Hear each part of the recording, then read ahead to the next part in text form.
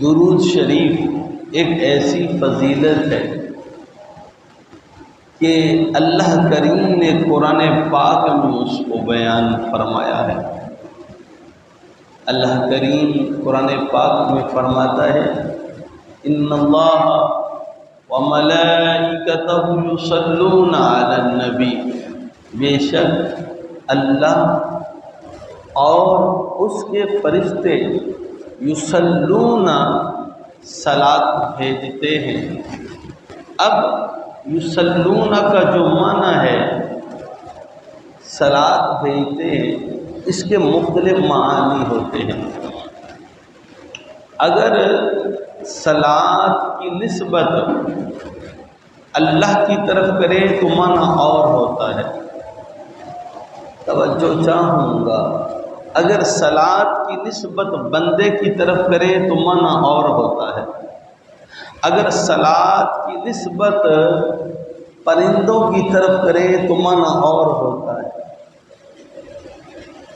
اب فرمایا اللہ اور اس کے فرشتے درود بھیجتے ہیں۔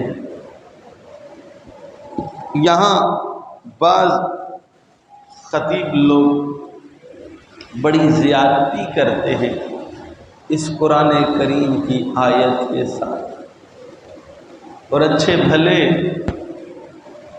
ڈاکٹر حضرات بھی اس کا غلط مطلب بیان کرتے ہیں کہ اللہ تعالیٰ نے کسی کام میں شریک نہیں ہے۔ اللہ تعالیٰ شرک سے پاک ہے، شرکت سے پاک ہے۔ اگر اللہ کسی کام میں شریک ہوتا ہے تو تمہارے درود میں شریک ہوتا ہے۔ یہ خیانت ہے۔ اللہ تعالیٰ تمہاری طرح درود پڑھتا ہی نہیں ہے تو شریک ہونا کہاں سے ثابت ہوگا؟ اور پھر یہ لفظ بولنا بھی بڑے غلط ہے۔ دیکھیں، درود پاک کی بڑی فضیلت ہے، درود پاک کی بڑی اہمیت ہے۔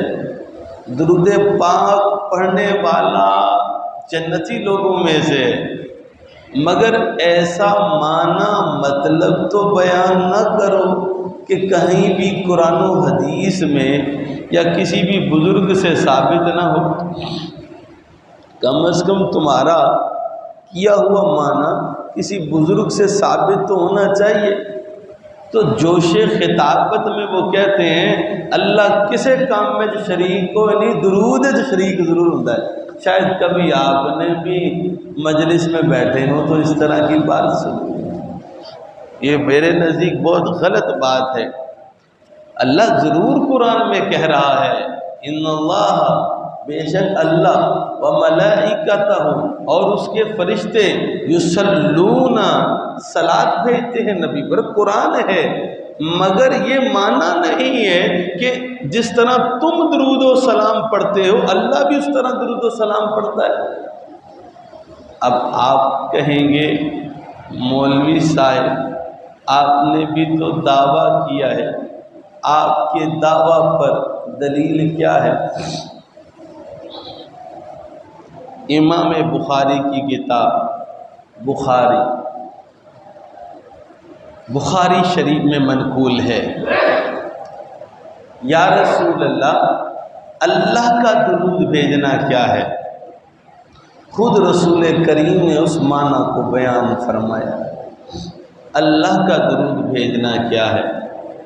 اللہ کا درود بھیجنا یہ ہے، اللہ اپنے محبوب کی ثنا بیان کرتا ہے، اپنے محبوب کی تعریف بیان کرتا ہے، یہ اللہ کا صلاۃ بھیجنا ہے، جس کو القول البدیع کے اندر امام سخاوی نے بھی نقل کیا، سعادت الدارین میں امام یوسف بن اسماعیل نبہانی نے بھی نقل کیا ہے۔ یہ پھر بخاری ماخذ ہے، پھر تو نقل کثیر ثابت ہو جائے گی۔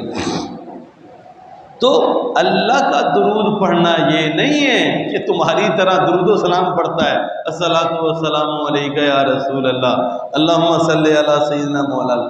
اللہ کا درود بھیجنا اللہ ہی جانتا ہے، ہمیں اتنا پتہ ہے اللہ محبوب کی ثنا بیان کرتا ہے۔